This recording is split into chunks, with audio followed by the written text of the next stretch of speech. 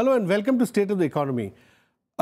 Today we are here to discuss a very important report and its recommendations, which of course were submitted to the government last year, but the relevance of the subject is so critical that it'll affect us and it'll sort of impact us over the next several decades, and therefore the report itself is appropriately titled a 21st Century Institutional Architecture for India's Water Reforms.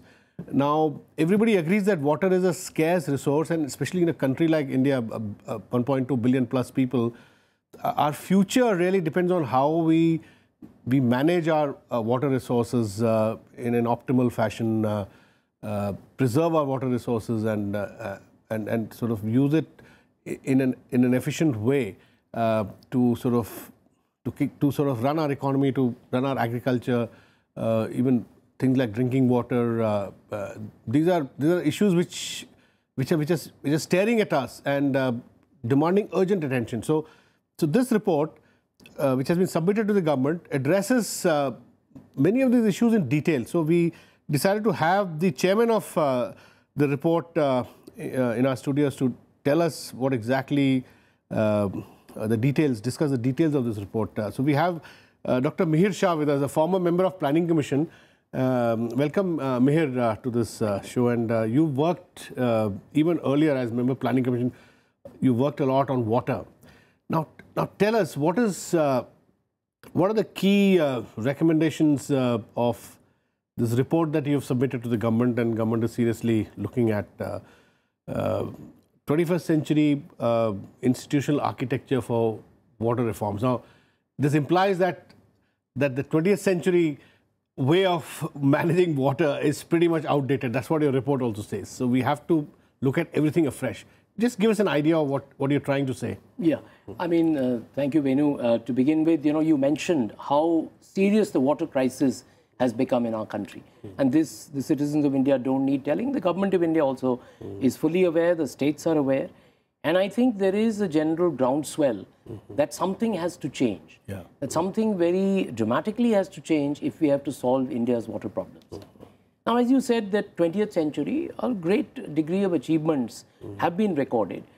We had the construction of large dam structures on our major river systems.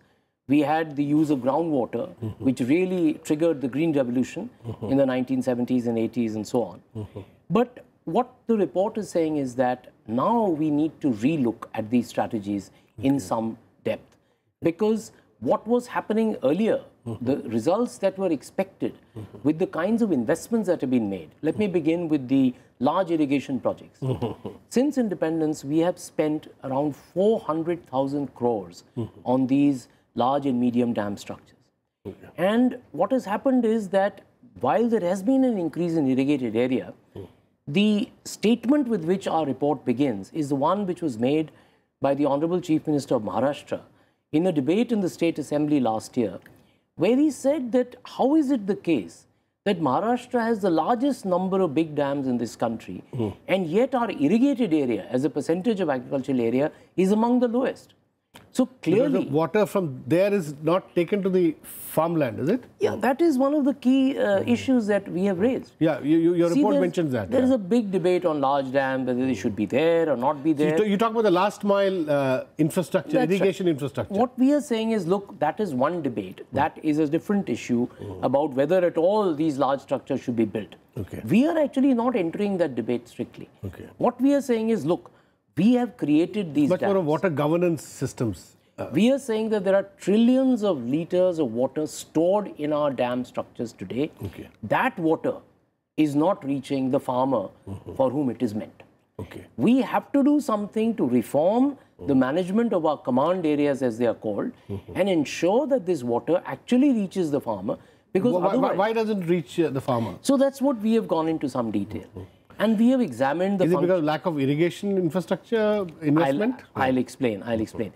See, there is the Central Water Commission, which is in charge of all these surface water. We're talking of surface water.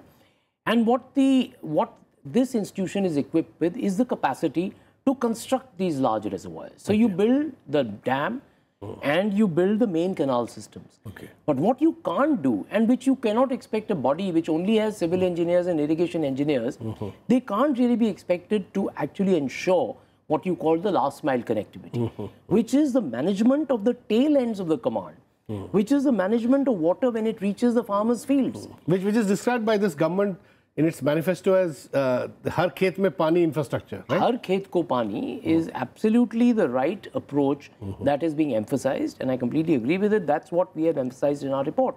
But what we are saying is, in order to achieve Har Khet Ko Pani, you have to completely reform the way irrigation commands are managed in this country. You cannot expect a bureaucracy, a centralized bureaucracy, or engineers for that matter to do that. That's what I noticed. One thread that runs through your report is that this top-down, state-led creation of especially last-mile irrigation infrastructure doesn't work, and you are constantly arguing for community participation, the participation of users, right?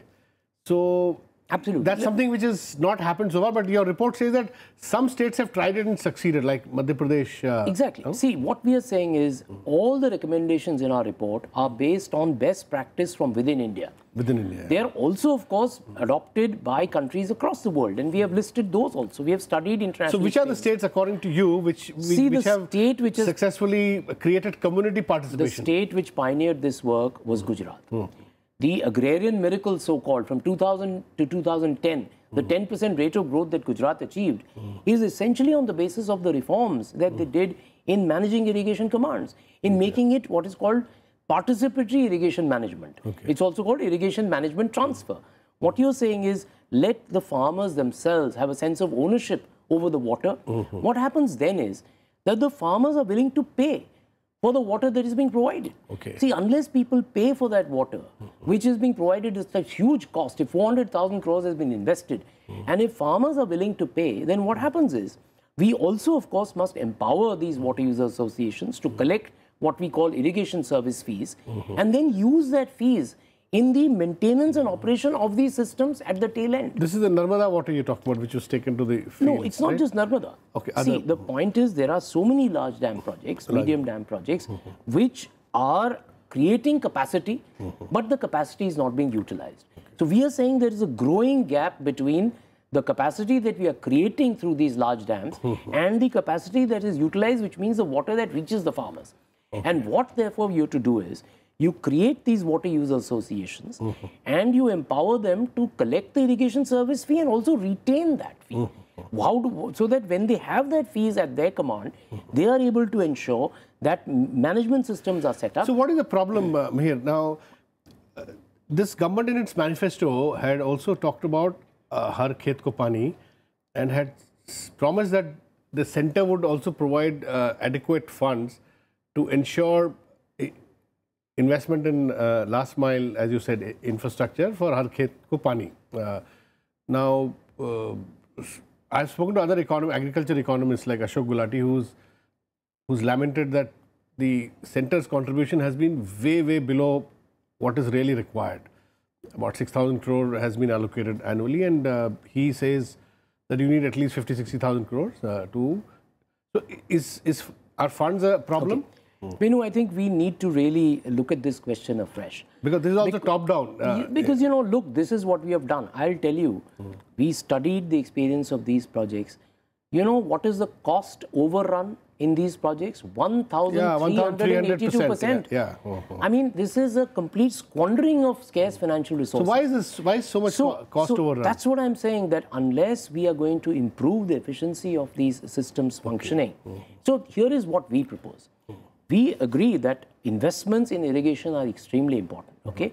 But we are saying all investments in the so-called AIBP, the Accelerated Irrigation Benefit Program, where 99 projects have been taken up on priority by this government, and I agree with that prioritization, but what I am telling them is, please make these projects follow a reform mode. You release funds. You mean these funds should be tied to the reforms that you have recommended in the report, right? That's what we are saying. We are saying set up what we are calling a National Irrigation Management Fund. So you're saying that funds are needed, provided they are accompanied by the reforms that you have suggested in the Otherwise, report. it's the same story. I mean, if you keep throwing money... It's like throwing good money after bad, isn't it? That's what's been going on. I mean, that's the history of irrigation development in India, that we have not focused on reform adequately. And we are lucky that certain states, as I said, Gujarat, then Madhya Pradesh. The last... What about the southern states? I believe Andhra Pradesh. Tamil Nadu, Andhra Pradesh down there? Andhra Pradesh. So let me finish the Madhya Pradesh story. Between 2009 and 2014, the latest data, irrigated area in Madhya Pradesh went up from 6 lakh hectares to 30 lakh hectares. Now, this is unprecedented. 5 times in 5 years. And all has happened. This is purely through last mile participative. Absolutely. The Chief Minister decided that this is the way to go. And I was in the Planning Commission at that time, and we worked together to ensure that this transformation in Madhya Pradesh agriculture can happen. So, Andhra Pradesh, I was saying, you know, we studied the accounts of the Andhra Pradesh State Irrigation Department, and from a loss-making entity, they are now making profits, essentially because they have deeply committed themselves to undertaking these kinds of reforms. So our report is simply a learning from the ground, and that's what we're telling the government of India. You become the facilitator of reform. You become the incentivizer of reform. And I believe in Andhra Pradesh, I read a big report in Business Standard that there's a mass movement among farmers to rejuvenate the water bodies. So they are carrying tractors and removing all the silts so and mud. That's, of course, the other work. I mean, we'll come to that on groundwater, on smaller water bodies, which is extremely important. But the report was essentially concerned with restructuring the Central Water Commission and the Central Groundwater Board. So we focused on those aspects which have been neglected. So you said these two bodies, Central Water Commission, which looks at surface water, and the Central Groundwater Board, what should be merged and basically merged into a single National Water Commission, right? Reform. That's right. So I'll explain that. But let me just finish the story on the surface water side, because that's where the hugest investments are being made by the government. So we said you become the agency which will incentivize states to actually learn from each other. And you know, just previous Sunday, the Honorable Prime Minister called a meeting of the Niti Aayog, where I'm told that is what the agenda was, that which are the best practices of each state and how can other states learn from them. And that's exactly what we are talking about in our report, that there are states in this country which have taken a lead. Why can't other states also adapt? I'm not saying they should copy what is being done. Every situation is different. How is Rajasthan doing? Rajasthan is yet to move really forward on this. So what we are saying is the National Water Commission, and let's come to that, would be a body which is a very different animal than the present Central Water Commission. It would be a facilitator and incentivizer of reform. It would be a knowledge institution. It would be a place where people come to find solutions to their water problems. You see, the old command and control, we still haven't given up. And that's why this talk of giving more money and making bigger investments without reform, I think, would not lead us forward. And also, I read in your report that we have about 22 or 23 odd river basins, and the currently Central Water Commission has research centers only in about 10 or 11. So we don't even have research centers for a large number of river basins, right? So actually, it's more than research centers. So let me come to that. Let me just explain first the National Water Commission, and let's cover groundwater also before coming to the river basins. See, the Central Groundwater Board is the one, as I said, which triggered the Green Revolution from the 70s onwards. And it really, you know, if there is an agency responsible for ensuring food security, certainly the credit must go to the Central Groundwater Board. We drilled for groundwater, we made sure that water was available in time for farmers, and, you know, we got food security. But I think what we have failed to recognize early enough now is that the solution to the problem, which was deep drilling of tube wells, has now become the problem itself. Over-exploitation. Because over-exploitation of groundwater, that 70%... Plus the wrong cropping pattern, like Punjab, you know, producing rice, whereas rice should be produced summer paddy. In the east, Yeah, so what we are saying is nearly 2/3 of India is underlain by hard rock formations. So hard rocks are those which do not allow water to go through them very rapidly. So what we say, the natural rate of groundwater recharge in hard rock formations is low. But you are doing deep drilling of tube wells even in the hard rock formations. And you've actually created a crisis of water. So you're recommending that this should be addressed urgently? So what you don't drill... So what we are saying is, look, we are saying don't kill the goose that lays the golden egg. We are not saying don't use groundwater, but we are saying recognize how precious this resource is. And there again, it's the states, again the state of Andhra Pradesh, where 1 million farmers have come together to manage their groundwater collectively, because groundwater, Venu, is a common pool resource. What we have done is... So that's a community movement, which you talk about in your report. That's right. It's a shared resource. And what we are doing is individual farmers or companies like Coca-Cola, if I may be allowed to say so on your program, in Plachimada, in Kerala, you have a big conflict created for the Gram Panchayat's drinking water has been taken away by a soft drinks company. And this is I think that crisis happened in Kerala also. No, this is about Kerala I'm talking about. That's a Kerala. Okay. So, the Plachimada Gram Panchayat in Kerala and the cases in the Supreme Court. And the Supreme Court has enunciated the way forward, the public trust doctrine. The state as a custodian of the water resources of the country, ensuring that no one's use of water takes away the right to water for life of any other individual. And if you follow that principle, which is what we have recommended in our report, then you are moving towards a solution to this problem. So what have these farmers in Andhra Pradesh done? They have come together to understand the nature of the aquifers. The aquifers are the underground reservoirs of water, where groundwater is found. And once the farmers understood that we only have this much water, they did what you were earlier pointing to, they changed their cropping pattern. They said, look, we have only water resources of this much amount here, so let's not have water-intensive crops like sugarcane or banana or, you know. So therefore, what you're suggesting is that this knowledge to farmers should come from within rather than state telling them that only you can do this much or you can't do... Exactly. I mean, I'm saying the knowledge must be provided by the state. Look, I'm saying the Central Groundwater Board merged into a national water commission. They should collectively take a decision. And they must work in partnership with the primary stakeholders and many other organizations. See, the government alone cannot reform this economy. This is now well recognized. And you're also, therefore, I noticed in your report, you're talking about this decentralization of this whole process. We are saying, look, decision-making process. It's not about people say water is a state subject, that is a problem. You know, that is a view which exists in many quarters in the central government as well, that we should actually centralize water, we should bring it into the central list. And I'm saying, no, I think we must rely on the wisdom of the states because it's the decentralized approach which will work better. Because people have the local genius to know how to manage their own resources. But what the center needs to do is to provide them that vital knowledge about the nature of the aquifers. See, we have embarked. This 6,000 crores, by the way, that you were mentioning, is actually the amount which has been now allocated for the National Aquifer Management Program. This is something I had initiated in the 12th five-year plan, and I'm happy that this is now happening on the ground. But we need a completely strengthened and reformed Central Groundwater Board to be able to do this. Today, the capacities in the Groundwater Board, in the center and the states are completely inadequate. And that's what our report has brought out. We are saying, firstly, you need more people, but you also need people from different disciplines. Water is not just about hydrology and hydrogeology. You're saying it can't be left to the engineers. It cannot be left to the engineers. Engineers are very important. They must be there. But you need the social scientists, you need the agronomists, you need the river ecologists. And the reason, the most important reason, why we need to bring the Central Water Commission and the Central Groundwater Board together is that rejuvenation of rivers is the central mandate now of this government. If that is a serious mandate, we cannot do it till we understand the interconnections between What role can panchayat institutions play in this? So let me just come to that. I was just explaining the interconnection between surface and groundwater. And then we'll come to the panchayats because we'll see the vital role there. Tell me, Venu, why do you think that so many of the peninsular rivers are drying up in India?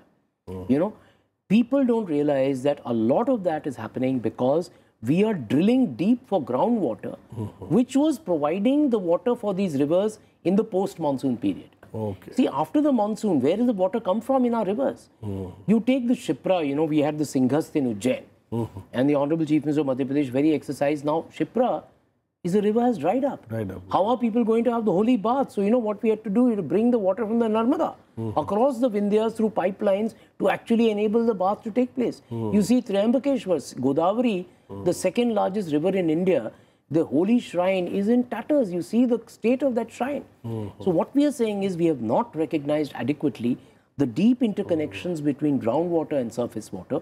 And unless we look at... So you have to address both. They complement each other. Holistically, absolutely. They complement each other.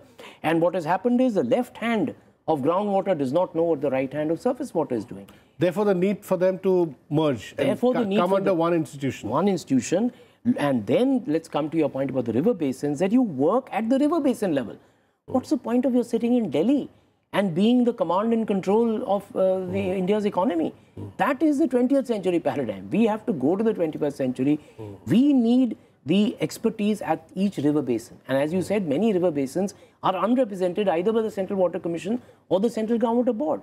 And the offices there are emaciated. We need stronger presence at the river basin level.